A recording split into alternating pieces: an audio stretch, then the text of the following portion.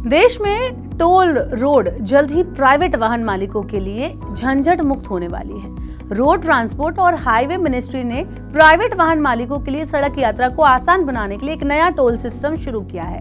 इस नए toll system के तहत अगर कोई प्राइवेट वाहन मालिक किसी नेशनल हाईवे या एक्सप्रेस वे पर 20 किलोमीटर तक की यात्रा करता है, तब उसे कुछ भी टोल फीस नहीं देनी होगी। लेकिन इसके लिए एक शर्त भी होगी। शर्त के मुताबिक प्राइवेट वाहन में ग्लोबल नेविगेशन सैटेलाइट सिस्टम यानी GNSS लगा होना चाहिए। सड़क परिवहन और राजमार्ग मंत्रालय ने देश में पायलट आधार पर कुछ जगह पर सैटेलाइट आधारित टोल कलेक्शन सिस्टम की शुरुआत की है। इसके लिए नेशनल हाईवे की फी रूल्स 2024 में संशोधन किया गया है। इस नए सिस्टम में सड़क पर तय की गई दूरी के हिसाब से टोल वसूला जाएगा, जबकि इस नए सिस्टम में पहले 20 किलोमीटर तक कोई भी शुल्क नहीं लिया जाएगा। सड़क परिवहन और राजमार्ग मंत्रालय की ओर से हाल ही में जारी किए गए नोटिफिकेशन के मुताबिक वर्किंग GNSS वाले प्राइवेट वाहन मालिकों को प्रतिदिन उनकी यात्रा के पहले 20 किलोमीटर के लिए कोई भी टैक्स नहीं देना होगा। उसके लिए टैक्स से छूट दी जाएगी। इसके लिए नेशनल हाईवे फी रूल 2008 में संशोधन किया गया है। नए टोल सिस्टम के तहत अब टोल टैक्स की गणना 20 किलोमीटर की यात्रा के बाद तय किए जाने वाली वास्तविक दूरी के आधार पर होगी।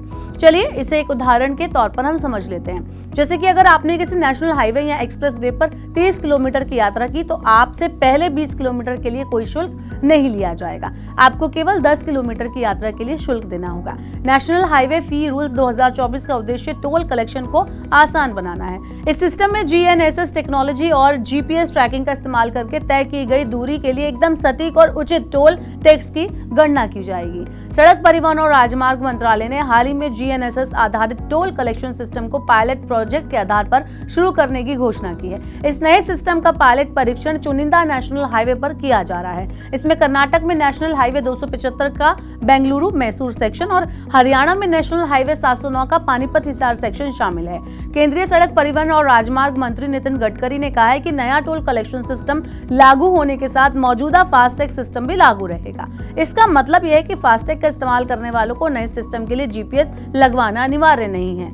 GNSS आधारित टोल सिस्टम का उद्देश्य टोल प्लाजा पर लगने वाले जाम को कम करना है और यात्रियों से केवल तय की गई दूरी के हिसाब से ही टोल वसूलना है। आपका इस बारे में क्या कहना है? आपको क्या लगता है कि GNSS ये जो नया टोल सिस्टम है, इससे वाकई में क्या टोल पर जो लंबी लंबी लाइनें लगती हैं उससे राहत मिलेगी या नहीं? कितना कारगर साबित होगा आपके हिसाब से हमें कमेंट बॉक्स में बताएं और ऐसे और वीडियोस के लिए देखते रहिए Money9। जानकारी, सलाह और निवेश सब एक ही सुपर ऐप पर। पैसे का सवाल है तो जवाब है Money9। आजादी पैसे की। अभी डाउनलोड करें।